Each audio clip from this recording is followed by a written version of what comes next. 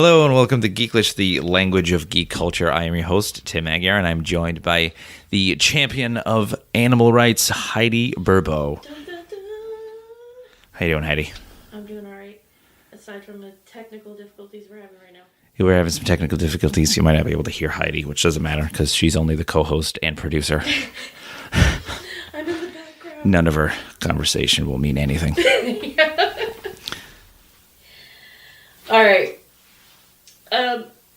So let's talk about why we're doing the podcast. Oh, that's right. You had a story to tell? You know, settle in, kitties. I've been wanting to do a podcast for probably 3 or 4 years now and didn't really have an idea of what to do a podcast about. So one day, I think you and I were having a conversation probably, or maybe you, me, and Lou were having a super geeked out conversation at work, and I thought... As we usually do. Yeah, as we usually do. We should be working. And I thought this would be an awesome idea for a podcast. Right. So I thought, since you have a radio voice... I do. And you do. I do, yeah. When you're not doing NPR. When I'm not.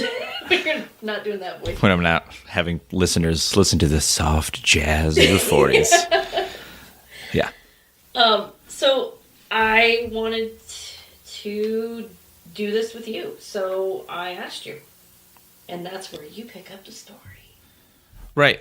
Well, here's the difference of memory here. I do remember you wanting someone else to do this with you. And they couldn't because they were in another state. Yeah, but... Or they moved away. You know what it was? Well, no, my friend Tanya, I wanted her to... Caught you in a lie. How dare you? Tim was my first choice. No, I wasn't. Shit. Oh, sorry. Sorry, I wasn't going to cuss. No, I originally... Okay, so let me just set the stage before everybody revolts against me. Yeah, let's rewind. Me and Tanya, my friend Tanya, I've known for about 40 years. When we drink, we have the best ideas. Who doesn't? And even when we're sober, but especially when we've been drinking. And I thought it would be, we laugh so hard that it would be a great podcast to have like two drunk. Call it the red drink hour. Yeah, the red drink hour. Yeah, my red drink. But Tanya's always moving around. She's always busy. So I knew that was sort of a maybe never going to happen. Right. But I was still throwing things out for podcasts. Plus, I mean, that would be a fun podcast to do every once in a while, but really, how much can you listen to? Right, if she's ever up here, we can have her as a guest. Yeah. We can have the red drink power hour. Yeah, right. 10 minutes of just nonsense. Which this is really going to be like an hour and a half of just nonsense anyway. It's just some people. More or less. But maybe we should talk about things that are going to be in the podcast. We can do that. Okay. Meaning just information. Like, okay, we're going to talk about movies. We're going to talk about books and shows and games and pretty much everything geek culture. Right, we were going, we will uncover and report on whatever goofy news is happening in nerd culture and the geek world and see what's happening out there and let our viewers know. Just get our fingers on the pulse the geek pulse. Okay, so... It's a weird word. It's a weird word. Geek pulse. Yeah, that was a little creepy. All right, we'll put a pin in that. Yeah. So, yeah, let's move on to what's up with you, or what's up? What's up? What's up? The news. The news. What's new? I got some news. You got some news. I got some stupid news that's happening. Bring it. I say this is important news. I say stupid because it's just the ridiculousness of what's happening. I'll start off with the first story of a YouTuber that got pretty much kicked off of YouTube by YouTube because in the let's start off. There's a new fantastic game out now called Red Dead Redemption. It lets you relive all of your cowboy fantasies from wrangling cattle to shooting people in bars. It's just a huge open world. It's absolutely gorgeous. I'll talk more about it in the review corner, but it's prevalent here because in this game you can interact with so many different NPCs. And Rockstar has implemented, I should say, a few NPCs that are of kind of early 1900 feminists who are, these women who are out there trying to get votes and to get the right to vote and whatnot. And suffragettes, yes. And this YouTuber called Shirako, he I guess filmed himself beating the ever-loving shit out of one of these feminists. Did he actually kill her? He killed her in many different ways. Oh, there were a few. He got creative after the first just fist beating. I think one moment he threw her into a pig pen where in this game pigs will eat dead bodies. So seriously? Yes, it's very realistic. He also threw her to alligators and just fed her to any There's real. alligators in this? There are alligators. Yes, there's a bayou type area where it's very swampy and there's Seriously? alligators and they are fucking ferocious. Oh, jeez. I figure we'll just start swearing now. Yeah, we'll just let it go. Since you were the first one to swear. I'm blaming you for this one. Okay. But Kotaku, the gaming website, has entertainment website, really talked about it and was saying how kind of horrible this was, that this gamer was videotaping himself beating up a fictional human being. And it's fairly ridiculous that YouTube actually got him removed from it. But he was asked by Kotaku like why he did it. And this is what he told them. He said, I know you're probably expecting some political answer, but the truth is it was simply a funny moment from one of the streams, which I decided to upload as a separate video. So he was doing probably a Twitch stream or a live stream. Mm-hmm. Many other things happened, and this was just a handful of things that he thought was funny, which probably at the time they were, until he got removed from YouTube. Yeah. And so he said, not sure if it was intentional by Rockstar Games, but the NPC is made to be rather annoying when you try to shop for clothing in the game. Your dialogue with the shopkeeper keeps being interrupted by her shouting, so I simply wanted to shop in peace. I'm sure as a gamer, you're familiar with these annoying NPC situations. Now, I find from the gamer. This is from Shirako, the gamer. This is what he said. This is his statement to Kotaku, where he's just like, I'm trying to shop in this game with the shopkeeper, and every time this NPC suffragette is shouting, it's cutting out the dialogue. So it's preventing me from conversing with the shopkeeper. Now, I know, because Lou plays this game, and I've watched him play it, and I've seen other characters do the same thing, not just that character. Right, I haven't yeah. seen that character, though. Right. But I've seen other characters where you can't hear when you're talking to somebody you're trying to talk to. So right. It's not like just that one. Right, yes. But I guess at this point in the game, it was just further more annoying probably than any, or this was the first time he was in this situation where another NPC was talking too loud for him to listen to another NPC. So as a gamer, which I'm sure Kotaku are gamers, he says with sarcasm, they should understand the situation, because as a gamer, I understand the situation, because it's super frustrating when you're trying to listen to dialogue, whether it be important or not, that it keeps getting cut out by another character's dialogue that you don't care about. Right. So you can't shut it off. You can't program it to not happen. You're just playing the game. So what do you do in a game that allows you to enact violence on anybody? Yeah. You go out there and enact violence on that character. I'm sure Rockstar doesn't give a good goddamn what's happening, because they programmed this. YouTube had a problem with it. YouTube had a problem with it because apparently there's a rule that they have on there that states that if a video contains violence of graphic content that appears to be posted in a shocking, sensation, or disrespectful manner, it's less likely to be allowed by YouTube.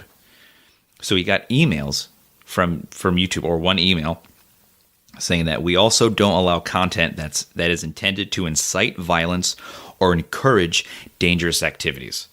It's a little ridiculous, YouTube, because it's a fictional character. He's not going out and beating real women.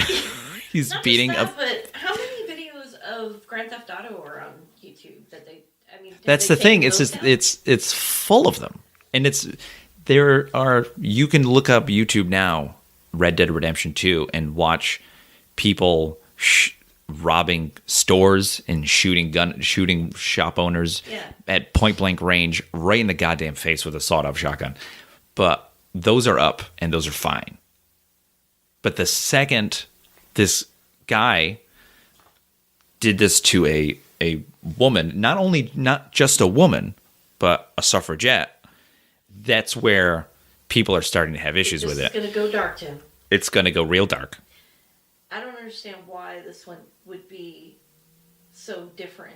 Because if you look at Grand Theft Auto, I mean, you can beat up prostitutes. So I guess my thing is right, but that's a fiscal a fiscal responsibility, because when you beat them up, you get your money back. So it's a necessity to do this. Yeah, but here's the thing. You almost have to do it. They practically made it in the game that happens. But so here's my problem. I almost feel like it's hypocritical because, okay, YouTube, you don't take those videos down because they're prostitutes, but then you take down the video of a suffragette. Well, because prostitutes aren't real people. Suffragettes, this lady was trying to get votes. You know, she wants to vote. Prostitutes can already vote. But yeah, I mean, there was a bit of an uproar when that game, I think it was Grand Theft Auto 3 or Vice City came out, and there was the lawyer, I forget his name, who I forget. I said the name, it just happens to me all the time. But he had an issue with Grand Theft Auto because he called it a police killing simulator, which is just nonsense. Yeah. You're learning a real thing. That's how life works. Yes, you play video games to learn. That's how you handle a real gun. Yeah, that's how real guns are handled. That's how. Yeah, there's no recoil, and you don't. Now, I do think that moderation of violent video games, especially for younger people, because you know there's so much crap going on in the world. But at the end of the day, these are video games, and the violence of the video games today are really relative to the time. Because if you look at when we used to play, well, I'm older than you, but when we used to play video games on, I think it was Atari. Probably. What was the one that you could walk? You had to get over the crocodiles. Oh, that was I don't want to say that's Adventure. That might be Adventure. I'm not sure. But that scared the crap out of me. But yeah, I think that was Atari. Yeah, I think it was yeah. We had you swing over the crocodile. Yeah, you were like an Indiana Jones type guy, and you were. And that used to scare me as a little kid playing that video game. Now I look at it and I'm like, wow, that did not keep. Those pixels were real, man. Yes, for real. So realistic. But yeah, I think that's Pitfall. That's what it was called. It was called Pitfall. That's right. It was. Yeah. Sorry. So, did they bring this guy's YouTube channel back up? Eventually they did, yeah. Eventually YouTube looked at it and was like, oh, we're sorry. We're sorry? We got... I can't remember exactly what they said to him, but it was like, you know, with the violence, a lot of people were other YouTubers were coming to his aid and tweeting out that, like, there's many instances where you can kill men in this game and nobody's upset about it. Yeah. So why is it only upset when this guy killed one woman? Good. And now it's a huge thing. And YouTube responded to one of the tweets as he's been reinstated recently. You know, we recently put him up. It was a mistake on our end.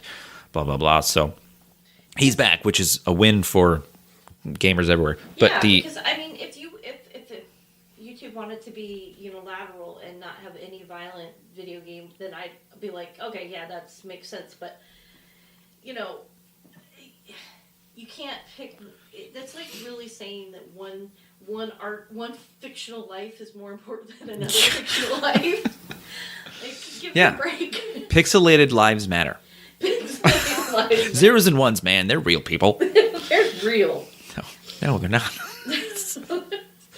They don't even have souls. Leave them alone. They're like not unlike gingers.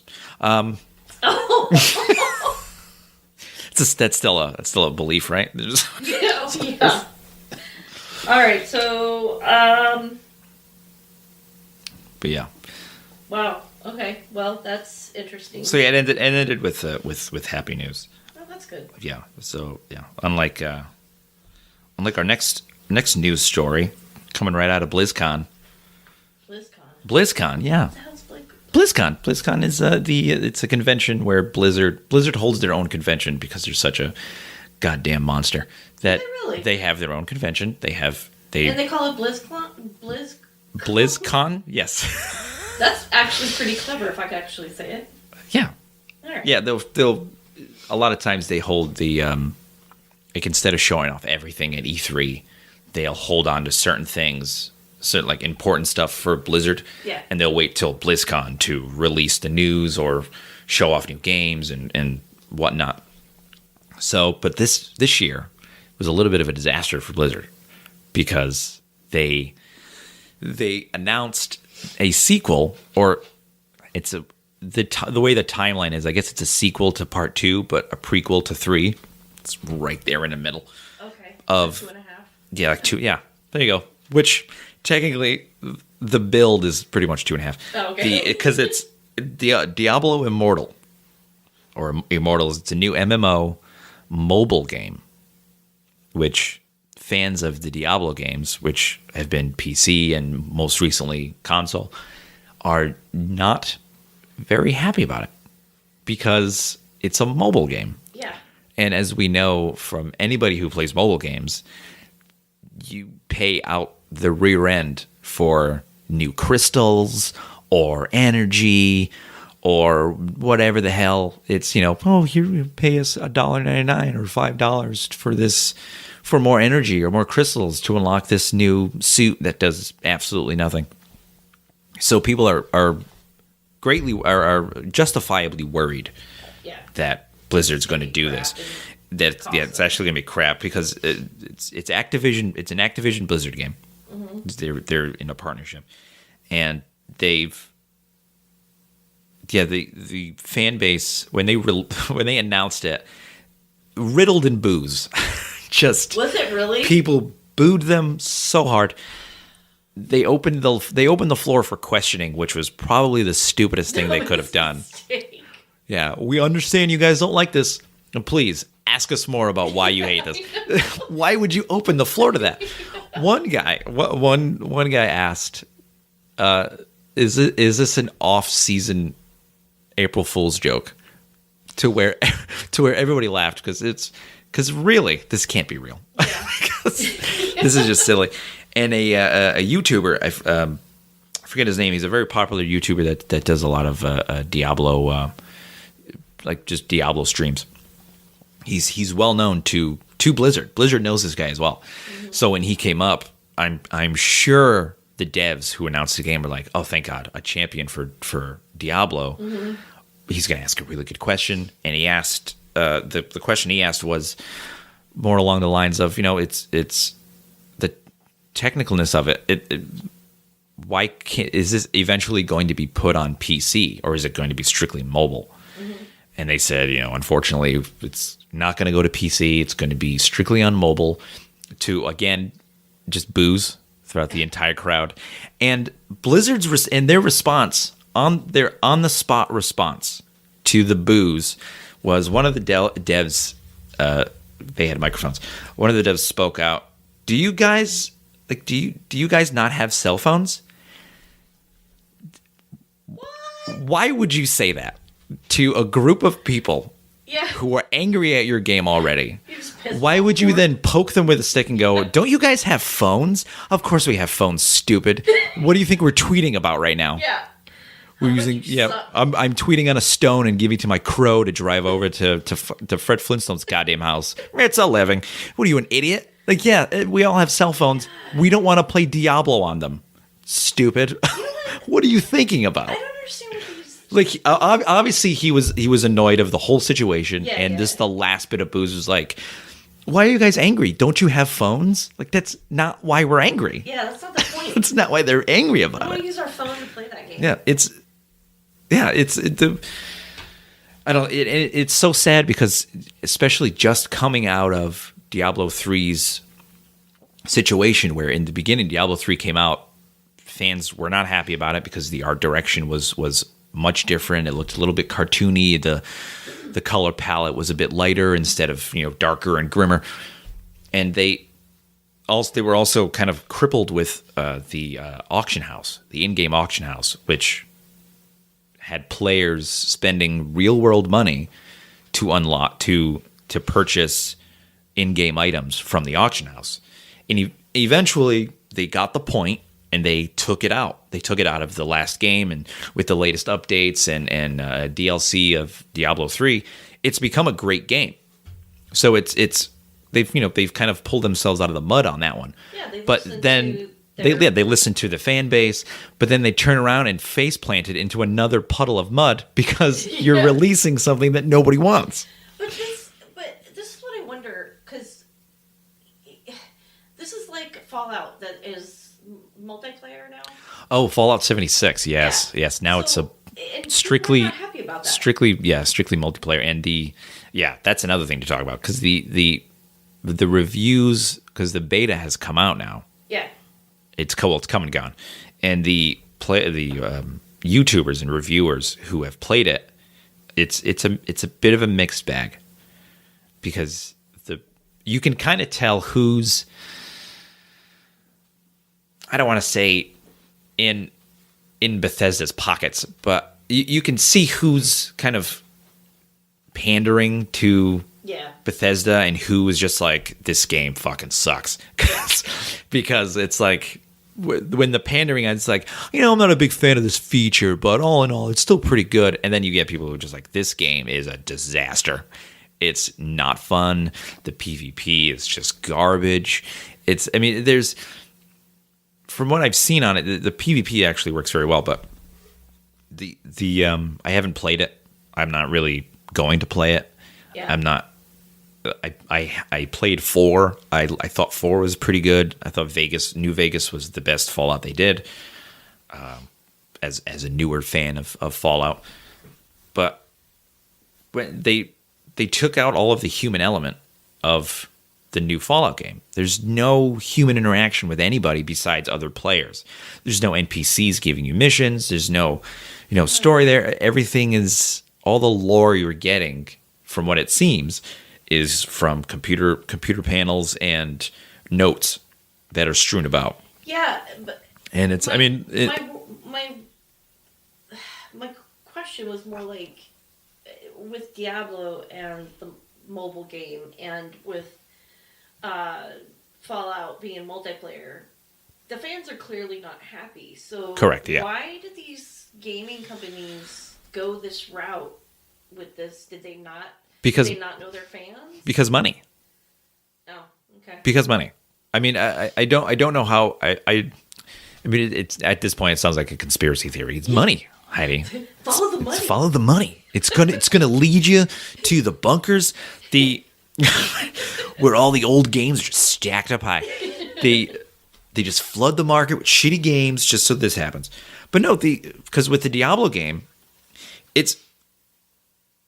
Blizzard is partnering with Activision. Like I said, Activision was the company that added loot boxes to Call of Duty Modern Warfare. They just released a new Modern Warfare, and they added loot boxes to it, which are the current bane to any gamer's existence. Yeah. Because of, it's a pay to win, or it's a stupid reason to give your money to these companies. Right. Because you're already paying $60, $70, $80 for these video games, and they're giving you, like, they're also selling you the scraps.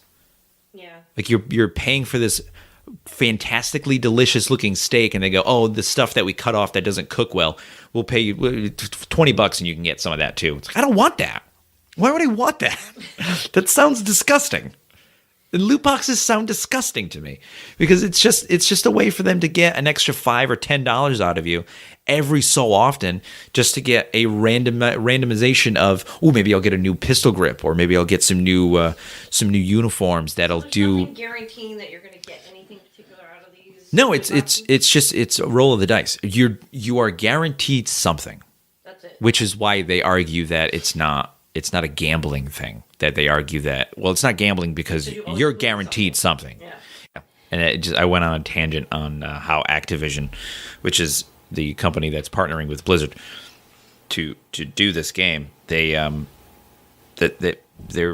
culprits of putting loot crates or loot boxes in other games. That's right. So fans are clearly worried that their games are going to be chock full of loot boxes or paywalls or pay to win things, and especially on a mobile game that is already designed to have those. Yeah, because it's already Facebook games are like that. Facebook games are like that, yeah. Which I don't know if anybody's playing Facebook games anymore. You old lady. On my new tablet, if you want to get ahead anywhere, you have to buy these little rubies. Oh yeah. And yeah. It's like, I don't know, $5.99 for right. But now imagine. But now that's a free game. Yeah, that's a free. Right, that's a free game that's asking you for $5.99. Which it's still kind of shitty, but you kind of let go of it because Candy Crush is free, but it's asking me for like $1 for more lives. Yeah, sure, I'll do that. But where it becomes nefarious and shitty dealings is when you pay $60 for a full price for a video game, and they still ask you for $5.99 for more things. That's where people get like, wait a minute, what? I gave you $60. Yeah. Give me the whole game. Yeah. Like, no, like people were and kind of still are fairly upset with the whole DLC thing, with downloadable content where it's, hey, you paid us $60 for this game, or you paid us $70 or $80, you paid $20 extra for the collector's edition, or $120 for the ultimate collector's edition, and you get these bonuses for the in-game content. But if you pay $20 more, you get a season pass for DLC, which is like why would I pay you $20 for something that I honestly do not know what I'm getting? Because it's a season pass for whatever DLC we release. If they release one thing of DLC or 5 things of DLC, I don't know if $20 is going to be worth it. Yeah, it could be utter crap. It could be complete garbage, or it can be amazing additional content. Yeah, yeah. So people at this point have kind of come to terms with the whole, like, all right, DLC is a thing. It's been a thing for a while. We know that most games, if not all games that release, are going to release with promises of DLC in the future. Mm-hmm. We're already used to it. Mm-hmm.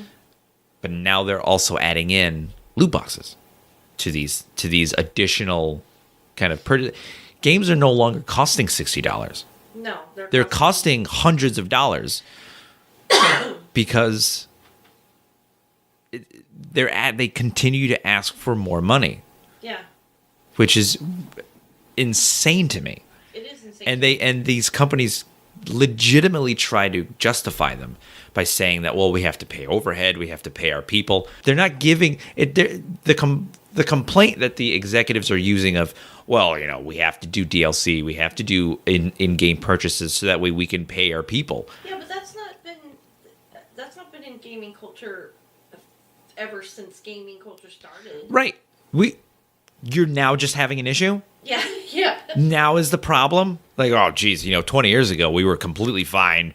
We were okay with doing these things. Even 5-10 years ago, we were fine with it. It's relative. I mean, if you think about video games back in the day, yeah, they didn't have the technology and the graphics and the processing. The technology that we did have back then still cost a lot of money. Yeah, and it was still astounding. Yeah. Back then, yeah, you were afraid of pixelated alligators. for the love of Christ. They were scary Tim, okay? They did their job. But but that's what I mean, though, is that, like, it's justified. Right. Because back then, they only had so much pixels and so much memory on these files to do that stuff, and now it's so much more. But I don't get the excuse of we have to pay our guys. I play Sims, and I know that I have to buy all these different stupid seasons, pets, DLCs, all these. But now imagine you playing Sims. You already have the mindset of, I know there's going to be DLC. There's going to be pets. There's going to be seasons. There's going to be witches and dead things and Christmas and all that bullshit. But now, imagine where the EA, which Sims is owned by EA, so I'm shocked they have not done this yet, because EA is a huge kind of, they are nefarious in these dealings. They already, like, they seriously, either the expansion packs are either $20 or $40. Right. And that's after you buy the game. Right, that's right, but that's like, it's DLC without the D. It's just it's without the DL. It's just content. It's just extra content. It's not downloadable. It's just content. It's just extra content. But what I'm saying is that now you paid this game. Mm-hmm. You have Sims, and now say your cat dies in Sims, and you want to. There's an ability in the game that you can bring your cat back to life. You can copy your cat. You can copy your cat. You can. Now, well, give us $5 and we'll let you copy your cat 5 times. Damn it. Yeah. Or your cat died. Pay us $5, open up a loot box, and you might get a chance to get your cat again, or you'll get maybe a dog or a fucking horse. No. Who the hell knows? That's what I mean. Nope. They would lose me. Right. And these games, these companies are losing gamers, and they're shocked. They're surprised by it. They're like, I don't understand why people are upset about it. What do you mean? Don't they do focus groups or something? No, they're not. It's not a TV show. Does that? Not focus groups. No. The focus group is go to BlizzCon and announce your game and then get booed and then wonder why people are upset. Don't you guys have cell phones? Yes, we all have cell phones. That is a stupid question, and you sound like an asshole. But that's the problem that we're all having. And the other issue is with this Diablo game, because we're still on Diablo. Yep. Let's get back on the road. Okay. You were supposed to reel me in, and you did not. I know. Your one job as producer. I know. And we need besides paying for everything. But but it's so funny because they're also working with a company called NetEase, NETEASE, NetEase, and NetEase also makes phone games. Now they are infamous though for making these phone games. Not infamous. Infamous is bad regardless, but they're not like nefarious and shitty. But they make these phone games that the graphics are kind of downgraded graphics of Blizzard games. Like the graphics are very similar side by side. They're like, no, that looks like a Blizzard game, but it's a little less. It's a little crappier. This is the company that they're teaming with to make the graphics for the Diablo game. Ooh. Yeah, like, oh, you copied us so shittily. Would you like to work on our new phone game? Of course we would. So people are looking at the graphics and going, this looks like a shitty copy of Diablo, but it's Diablo. That's another thing that fans are upset about. Is that like? Did they try to cut the cost or something? They have to get paid. You know, they have to. Their devs are not getting paid. They're getting paid in sandwiches and cold cuts. They need food. They need money to survive because the executive driving the Benz into work every day, he's obviously struggling as well. Well, yeah. He's got to get those car payments done. But these are the dumb news stories that I warned you guys about. Because they're important, but God, don't they sound stupid? They do. That the fact that these things happen? Yeah, but I mean, this is the world we live in. And we wouldn't have a podcast if we couldn't talk about it. Thank God for these stupid things. Yes, indeed. Otherwise, I'd just be walking into your office at work every day going, "Did you hear about this? I know you're working. Put your phone down. Did you hear about this? All right. So, what I'm going to do is cue popcorn noises, right? Are we talking? Please tell me you're editing that out. I don't know. You gonna keep it in? Why not? Yeah, just It full on. sounds ridiculous. Podcast 1. Everything is in. Everything is in. Popcorn noises. All right, we're moving on to the watch list. Watch list. I've been watching a lot of things. Okay, well. That's the end of watch list. No, watch list. One of the there's some new stuff on Netflix Yeah. that has been really good. I just finished watching the new season of Daredevil, season 3, which is such a great season. It's absolutely amazing. It's the lesser of the 3 seasons, but by no means is it bad. Season 2 with the Punisher was just the best of them all. Isn't that the actor who played Shane? That's right. Yeah, Shane from The Walking Dead, the actor, played the Punisher, and he's really good. Yeah, he's good. He's I a really good actor. I don't remember his name though. We really need to get better at that. We need to get better at finding names. Yeah. But yeah, he doesn't show up in the 3rd season at all. Whoops, sorry. He doesn't show up in the 3rd season at all. But the 3rd season is really just about. It takes place right after the Defenders, which I didn't see. I didn't see the Defenders, I didn't see that. the series. I haven't followed any of those. No, which I've heard good things on. I've heard good things on the. I actually did watch the first season of Iron Fist. I also watched the first season. I watched the first season of all 4 of the Defenders. 3 Daredevil. is, if you've seen them, if you've seen the previous Daredevils, you have to watch this one. It's a great one. And the Kingpin is back, and Vincent D'Onofrio, who plays the Kingpin, is just absolutely, he was made for that role.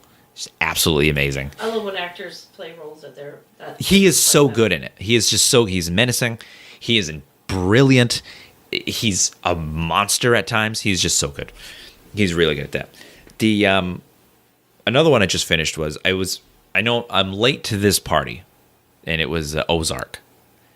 Because season 1 is yeah. That's right. Lou does watch it. Season 1 has been out for a year. They just released season 2. Season 1 blew my mind. It was so good. Jason Bateman is a hell of an actor. He's so good in everything he does. Really is. And he directed some of the episodes. He did. So yeah, not only is he a great actor, he is a hell of a director. I like that too. Didn't some of the I love when actors do that when they direct some of the episodes of the show they're in. Yeah. I think that's so cool. I think it's really good because it really shows their kind of dedication to the show they're doing. And also it's always nice to see the show through their eyes. Right, like what they think the characters would do or how they think the characters would play out. And it's, as an actor, you're not really, a lot of times directors aren't really asking for your input.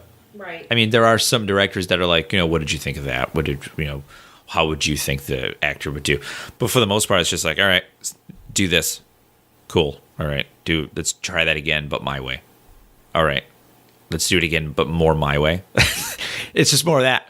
So to see an actor who's directing an episode and go, well, this is what I think. This is how I think these characters would do this. And it works perfectly and flawlessly and just amazingly. It's a hell. Awesome. It is a great show. It is a great show. And I haven't started season 2 yet. I think I'm like 10 minutes into season 2. But if it's anything like the first season, I know I'm going to strap in and enjoy that ride. Another one, sticking with Netflix, another good show that's out now that has some pretty good reviews is the new Sabrina the Teenage Witch. Yeah, that looks really, really dark. I've seen a few episodes, and it is hella. Like the original. It is hella dark. Yeah. It is super dark. Yeah, it definitely does not kind of copy itself from the original Sabrina the Teenage Witch TV show. It's a different animal. Yeah. Just by the same name. Sabrina Spellman's in there. The two aunts are in there. Even the cat is in there. Cat doesn't talk yet. I say yet because I'm only like 3-4 episodes in, and I hope to God he says something, because that would just tickle me. But it's got to be like a really different voice. It's got to. I IMDb'd it. I was really hoping they were going to have the same actor do it, because that would have been amazing. That would have been just a nice little callback. But I would have enjoyed it. But yeah, I don't think it's going to happen. But it covers a lot more of like a satanic side of kind of that world. Wow. Yes, wow. And that is dark. That is the first or second episode. Or I think it's the first episode. She's like kind of talked to about kind of giving herself to the devil and signing the devil's book in order to become a full-fledged witch. And the entire show, she's kind of battling against that, where like, I don't want to sign the devil's book, but I still want to have my powers. Yeah. And so there's that. But this leads me to another news story surrounded by Sabrina the Teenage Witch. Yes. If you haven't seen Sabrina the Teenage Witch on Netflix yet, get to it now, because they may be taking it off the air, because Netflix is being sued by the Satanic Temple, the actual Satanic Temple. Yes, the co-founder Lucian Greaves. Lucian Greaves. Aren't you married to Lucian? I am married to Lucian. He's either a robot or he's the devil. Maybe he's the robot devil. Maybe he's from Futurama. It's a little callback from an old cartoon. I say old cartoon like it's that old. Jesus Christ. Early 2000s. But he told SF Gate, which is a website, they were taking legal action because it looks like it's a CG facsimile to begin with. This is, well, let me do some backtracking here. They, in one of the churches, like the main temple in the show, they portray the statue of Satan with like two children, which is just the weirdest thing. Yeah. Just like kind of looking up at them, whether they're adults or they're children, they look like children. It's Satan with the goat head and all that stuff. And it remarkably looks like the satanic statue that is in, I believe, in California. I forget. I don't know which state it is, but the actual Satanic Temple, they have an actual statue. Oh, really? And it was on the news, and they were just opening this up and showing these. Did they have two children? It looks exactly like it, which is why they're suing Netflix, the TV show, because they're saying it's a CGI facsimile to begin with, and I don't know how much work that takes, but I simply refuse to have our monument used in this way in perpetuity. I don't want our monument to be associated with this, because what he's having a problem with is that the show takes the satanic church into it. This is so weird to say.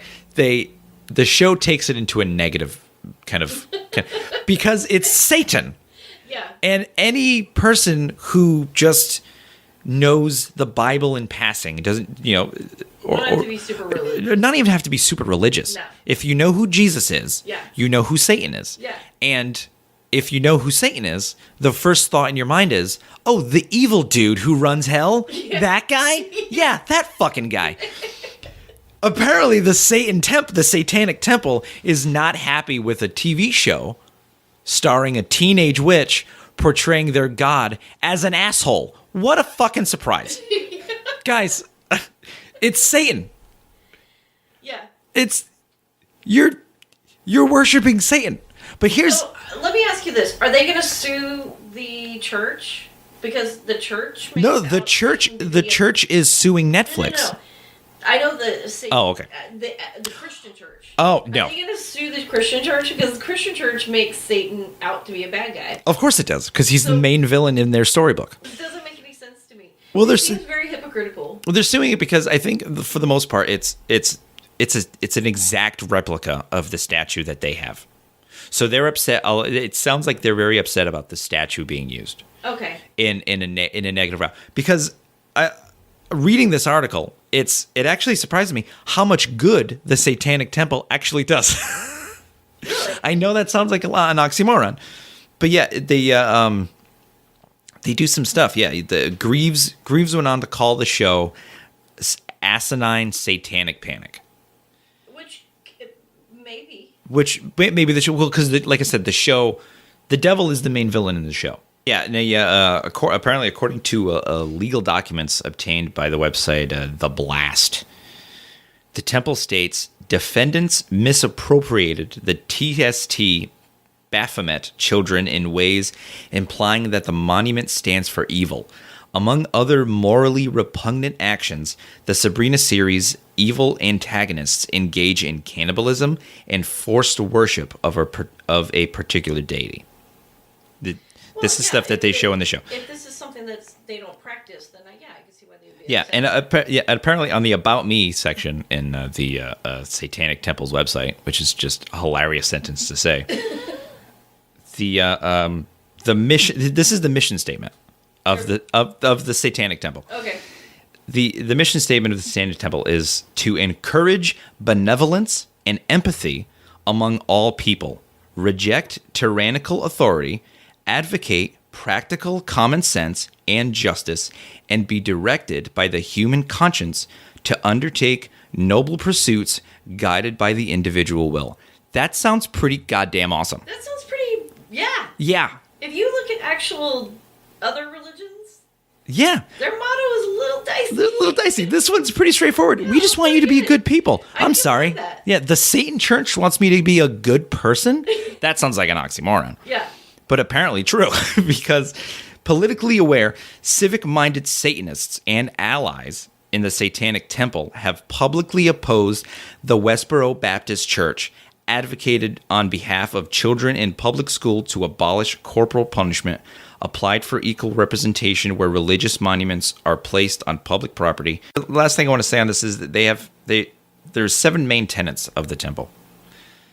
Okay. 7 of them, and they all sound pretty goddamn awesome. Okay. One should strive to act with compassion and empathy toward all creatures in accordance with reason. Okay, that seems good. Pretty good. Yeah, I like that. The struggle for justice is an ongoing and necessary pursuit that should prevail over laws and institutions. I completely agree with that. I agree with that. Yep. I agree with that. One's body is inviolable subject and one's own will alone. God damn, they worded that weird. But yeah. Your body is your body, is what yeah. that's saying. Which, again, I agree with. I'm for that one. Yep. The freedoms of others should be respected, including the freedom to offend, to willfully and unjustly encroach upon the freedoms of another is to forego one's own. Oh, so could talk about that for a long time. That's another podcast. But that's that's another. Oh, we could literally do a podcast on just these 7 tenets. Yeah, exactly. Beliefs should conform to one's best scientific understanding of the world. One should take care never to distort scientific facts to fit one's beliefs. I feel like that's a direct attack towards Christianity. But, God damn it, do I not believe. Those people who believe the world's flat. Fucking idiots. But if any of our viewers believe the world is flat, I'm sorry, but you're a fucking moron. Please stop listening. No, keep listening. We need the views. But just know that I hate you. People are fallible. If one makes a mistake, one should do one's best to rectify it and resolve any harm that might have been caused. Okay, yeah. Those are the tenets of the Satanic Church. Wow. Isn't that weird? That those tenets by far sound the most reasonable of any religion I've ever heard in my life. I know. Yeah. Pay them what if you want to use the likeness of their statue. But I don't even think it's that. It's the fact that the statue is being used in such a negative light. Yeah, I think it's because their religion's being portrayed in a bad. Yeah, in a very negative way. In a way, traditional. I know what you guys feel like. So. Yeah, in a very traditionally negative way. Yeah, exactly. Which really isn't fair. No. But I mean, freedom of speech. So pretty much everybody watch Sabrina on Netflix as soon as you can, because it's really good. But you get it watch it before it goes away. Yeah. This could be the new Firefly, where there's only one. I know that wound is still fresh. That is so still fresh. Yeah, only one season. God damn you, Fox. So now, review corner. Doing some reviews. So first, we're going to talk about the last episode of The Walking Dead. Spoiler warning: if you haven't seen the last episode of The Walking Dead, skip ahead. We're going to leave a timestamp. Yeah, I'll put a timestamp down below in the description. So yeah, when the beginning of this conversation to the end of this little snippet, where you can come back and listen again. Don't just leave, please. But so last warning, spoiler warning. I'm going to talk about the episode of The Walking Dead. Okay. Skip ahead. And by the way, I haven't watched The Walking Dead since before Glenn was killed. I've been behind. You know why I won't watch it. I'm so angry at them doing the fake dumpster death thing. Everybody I just won't watch. Yeah, that was a nonsense. It was unnecessary. But I love all the characters so much. And Tim is going to tell me for the first time how that episode ended. Yeah, I watched the whole episode. So I don't know until he tells me. Because it's been a while, so I felt like I had to watch this episode. And I'll be honest with you, by the end of it, I'm back into the show. Are you really? Yes, because after this, what they're doing is just I'm all in. So I heard people are really mad at this episode. I can see why. Okay. When the episode was going on, I didn't see why.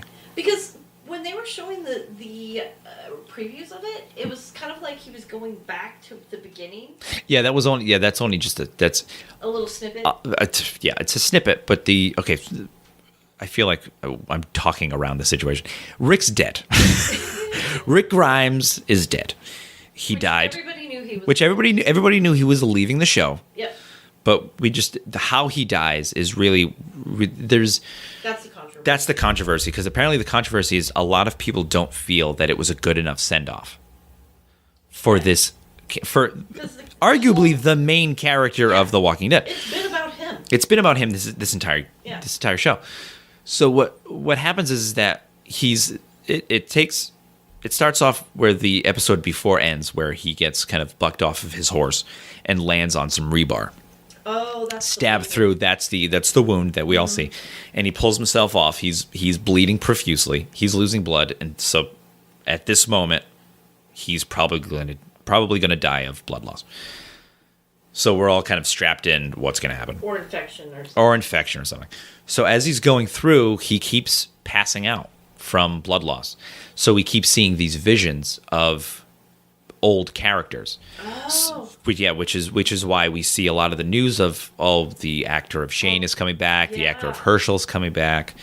So his first vision is of Shane, and Shane's talking to him about like how he should just stay in the dead world, and that everything he did is he's done, and because Rick is looking for his family. Yeah. Because he knows he's going to die, but he's still kind of fighting it, and Rick is just telling him, just come on over. They're here. Just come over. Shane. Yes. What did I say? Rick. I'm sorry. Shane is kind of coaxing him over. Rick wakes up, being attacked by zombies. There's a horde of zombies, a massive herd on his heels the entire episode. So you don't know if they're going to get him or if he's going to die peacefully. No idea. So you're on edge the entire episode. Because he keeps passing out. So it's like, dude, yes, he's passing out when there's walkers around him at all times. That's so stressful. You're just listening to it. I know. The second time he passes out, he sees Herschel.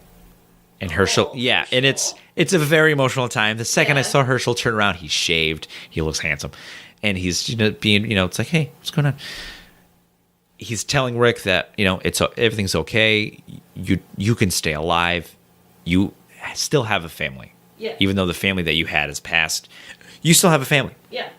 You're surrounded by them every day. Yeah. You don't need to die. Fight, stay alive, and wake the fuck up. Wakes up, more zombies. What the hell's going on? He's just constantly happening. Third time he passes out, Sasha is there. Oh, And he wakes up. Well, he passes out, and he kind of wakes up in the hospital that he originally woke up Oh in. yeah, when he came out of the coma. When he came out of the coma. Okay. And With the, don't open. but the don't is now crossed out, so it says open, dead outside. So he opens the door, and he's surrounded by dead bodies of still living characters. So he's having this weird vision of everybody being dead around him. Oh wow. So that's obviously a fear of his that everybody he loves just dies. Right. That was weird. That was probably a cat. But so we see Sasha, and Sasha's there, and Sasha's telling him again, it's okay. You can stay alive. You don't need to fight anymore. We change each other's lives. That's why we're in it.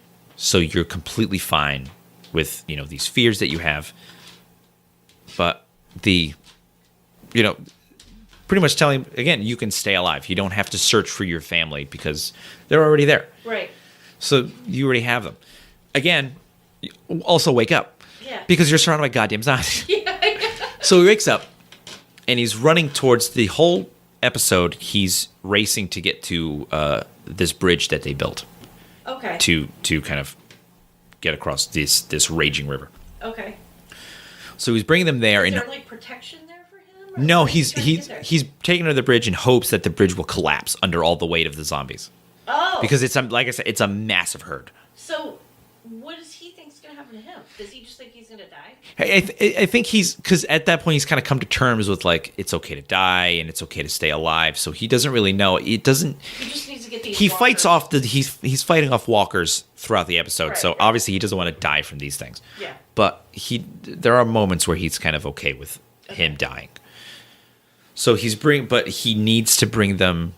It really just seems like he's fighting to bring these zombies to the bridge so the bridge can collapse and he can, it'll be worth it. Yeah. Gets to the bridge. Walkers are crossing without an issue. He's panicking because now he's like, it's holding. Shit, there goes my plan. Yeah. Now what? So he's ready to die. Michonne comes out of nowhere. Everybody we love, the whole group runs down the road. They're shooting zombies, stabbing zombies in the head. Michonne's talking to Rick. I loved you, blah, blah, blah, because you're a strong guy, you're a fighter, so fight this, and all that stuff. And then you realize, oh, it's another goddamn vision. No. It stabs you right in the heart. It's like, son of a bitch, I thought they were all there. And then you think about it and go, well, there was only like 12 of them, and there was a massive herd of zombies. Yeah. There was no way they were going to fight them all off. Yeah, but you're so excited. But yeah. Yeah. You don't think of it right There's away. So many times that characters. That that happens. And you were like, where is everybody? And then here comes everybody. You're like vindicated. Yeah, and it's like, oh my God, they're all there, and Rick's going Yeah. to stay alive, and they're going to bring Rick back, and it's going to be Yeah. great. And no, that's not what happens at all. Rick's there, but a couple of zombies are starting to get shot in the head by arrows. And he looks over, and across the bank, there's Daryl. And everybody is coming. Okay. But they're on the wrong end of it. And he's literally waving them off like, no, don't come. And he's talking to himself like, there's too many of them. He doesn't want more people to die on his behalf. Yeah, right. So, and he's waving them off. Daryl kind of notices it and acknowledges it. And he's just, he's getting more zombies. And one of the zombies knocks over a box of dynamite. And so Rick gets it in his head. That's how I'll blow the bridge. So he shoots but he's very close to the bridge. Right. So he knows that with this, and there's a lot of dynamite. Okay. So with this blast, he knows he's dead. Yeah. So he shoots the dynamite, massive explosion. He's in the fire, and Daryl immediately knows what happened. He starts to cry. Michonne starts to cry. People are holding Michonne back. She wants to go. I'm fucking crying because it's such a like. And I'm watching it going, who got mad at this? He literally went out in a blaze of glory. This was a great send off. Yeah, but there's no okay. To be fair, there's no way that Rick could have died that anybody would have been happy with. No, absolutely, because he's such a major character. Yeah, exactly. But if this was the way to go, this was a hell of a way to go. Yeah, let me because ask you this. Did the bridge collapse? the bridge explodes fiery zombies are walking into the fire, falling into So this he was raging river. successful in what He he was wanted to successful. He saved lives. He did what he wanted to do, and he died a hero's death. So why is everybody upset about this? I'll tell you why people are upset about it. Okay. Because that is not where the episode ends. What? Correct. The episode, because there's some side stuff going on in the episode. It's not Okay. all about Rick. Okay. There's some stuff with Maggie wanting to kill Negan, and then realizing that Negan's so weak and he wants to die, that Maggie's like, "You're already dead. You're worse than dead. Yeah. So I'm not going to kill you." Which Right. because Negan wants to die and see his wife again, Lucille. Right. So he's very upset about that. What? Wait. Oh yes. Oh yeah. Negan's wife before the apocalypse, her name was Lucille. That's why the bat is called Lucille. He names the bat after his That's wife. disturbing. I didn't know that. Yes. Well, It's I neat. stopped watching, so. Yeah. But that was also explained in the comics, Oh, okay. but in like a flashback. Okay. So they probably had the same flashback in the show, which I haven't seen because I haven't seen it for a few episodes. Right. But and then there was a little bit of there was also a little side thing of the you don't know who this is, but the hopefully the audience knows. There was a group of there were a group of people who lived in a dump in a Yeah, I thought they all got killed but the head lady. Oh no, they all survived. I know the head lady is still alive. I think everybody else died. I think she's still alive. Negan killed them all. Did he? Then she walked them all into a. Oh, maybe I shouldn't tell you. I only saw clips. Oh, I don't know, but I know she's still alive. So she probably recruited people. Well, no, she's alone.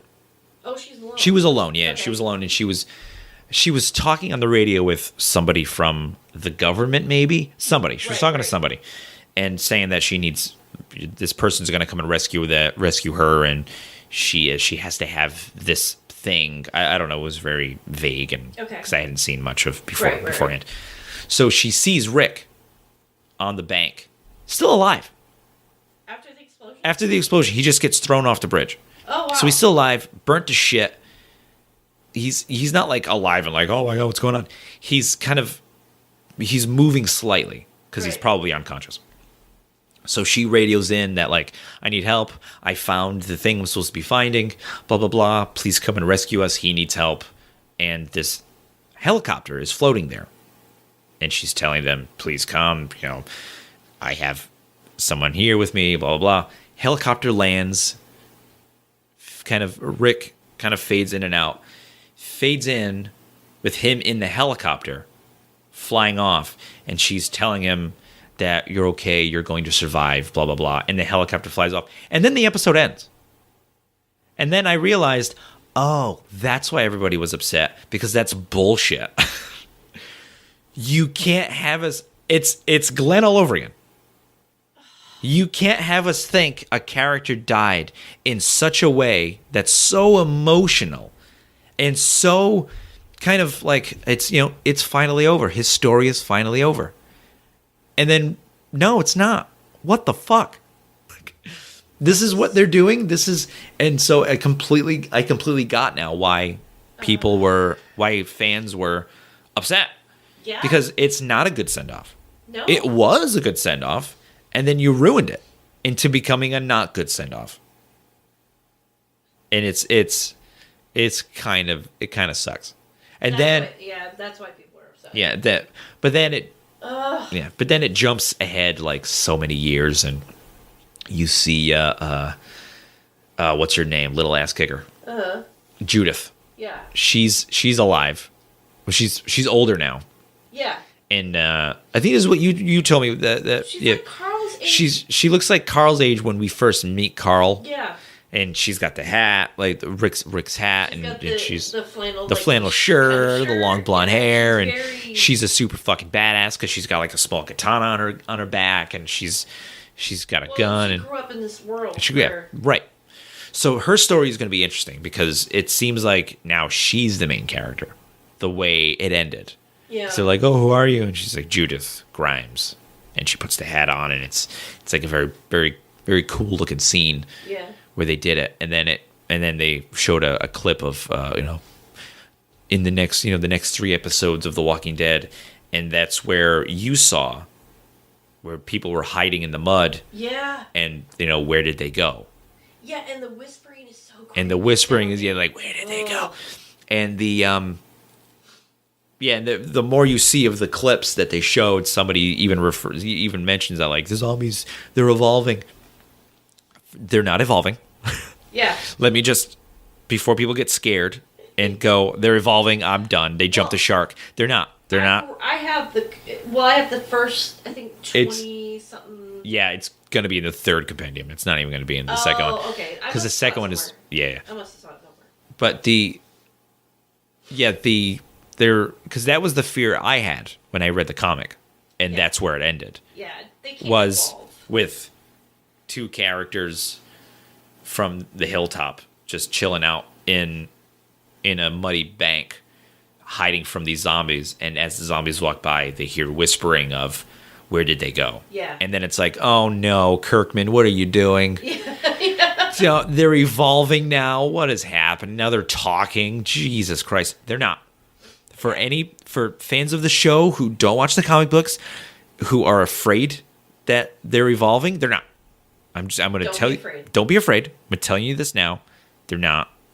That would make me angry. Because, I mean, the thing they're introducing the Whisperers, which are another villainous group. Which it's funny because I never thought anybody could be worse than the governor, and then we got Negan. Right. Negan was a different terrible. Supposed to be worse than Negan. Yes, these people are nomadic, like a nomadic tribe traveling with the zombies. So they like wear skin or something. They wear zombie skins and like as masks and clothing, and they whisper because when they communicate in between the herd, they whisper to each other to not get noticed. Right. And they take their kind of privacy and survival very seriously. Right. So if anybody messes with that, they will kill you without even question. Yeah. I think that's it. Yeah. There's that's pretty much it. All right, everybody. Thank you so much for listening. And again, for more information about the Geek-lish podcast, you can find us on Geek-lish on Facebook and Geek_lish at Twitter. And you can also find us and our episodes on our website, www.geek-lish.com. Thank you very much for listening. Bye, everybody. Bye.